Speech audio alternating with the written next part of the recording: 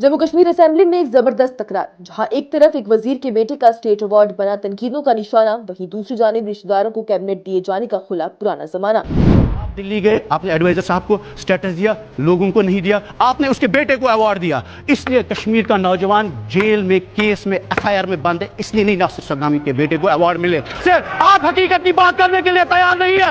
एक 15 साल में आपने एक टेंडर नहीं निकाला है, उसके बाद बातें करते हो यहाँ पे 40। जम्मू कश्मीर की असेंबली में एक शानदार तंजो मजाक का मंजर देखा गया, जहां सिर्फ एक स्टेट अवार्ड का मामला नहीं बल्कि सियासी इम्तियाज और नेपोटिज्म का रोशन नमूना भी सामने आया, जब नायब वज़ीर आला सुंदर चौधरी और पीडीपी के रहनुमा वहीदुर रहमान परा के बीच गर्म जोशी से वर्बल झगड़ा हुआ, जहां पर परा की जानिब से नासिर सगामी के बेटे को 77वें रिपब्लिक डे पर स्टेट अवार्ड देने पर तनकीद की गई।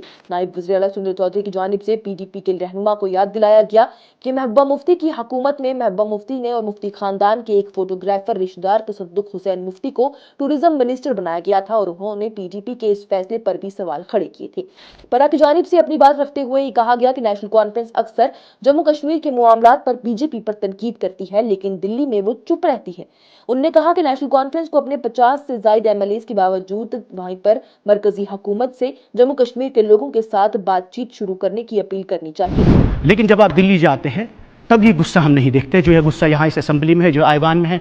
जब आप दिल्ली जाते हैं प्राइम मिनिस्टर से मिलने, चीफ मिनिस्टर, होम मिनिस्टर साहब से मिलने, तब आपकी ये हिम्मत हम नहीं देखते। जो 50 एमएलए को इस वक्त है, इस वक्त you are our advocate of all people of Jammu and Kashmir.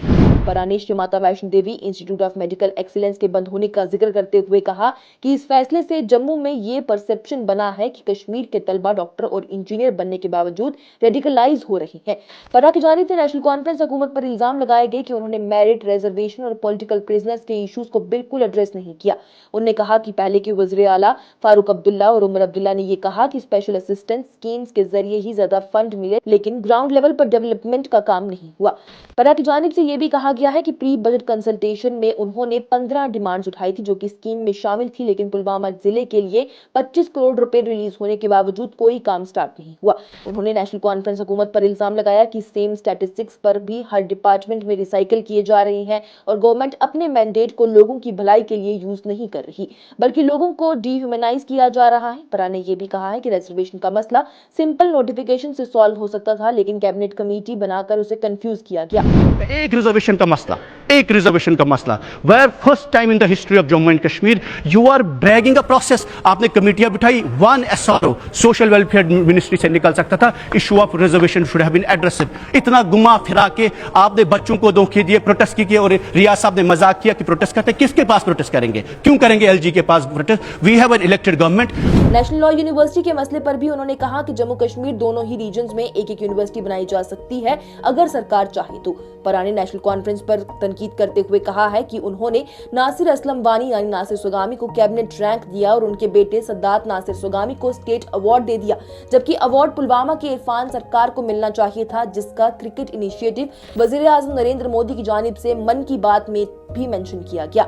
इस तनकीद पर नेशनल कॉन्फ्रेंस के कई लीडरान जैसे कि नायब वज़ीर आला सुरेंद्र चौधरी, सलमान अली सागर, अर्जुन सिंह राजू, अब्दुल मजीद लारमी और अल्ताफ कल्लू की जानिब से सख्त एतराज खड़ा किया गया। नायब वज़ीर आला सुरेंद्र चौधरी की जानिब से पीडीपी लीडरान को याद दिलाया गया कि पीडीपी ने अपने रिश्तेदारों को भी मिनिस्टर बनाया था और उन्होंने परा को ये भी समझाया कि ये इल्जाम लगाना मुनासिब नहीं।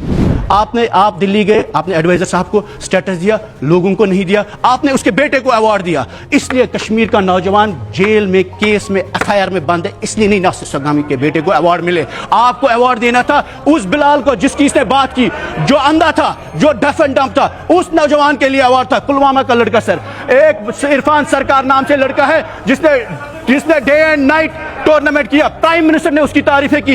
इन लोगों को स्टेट अवार्ड नहीं निकला उसके लिए।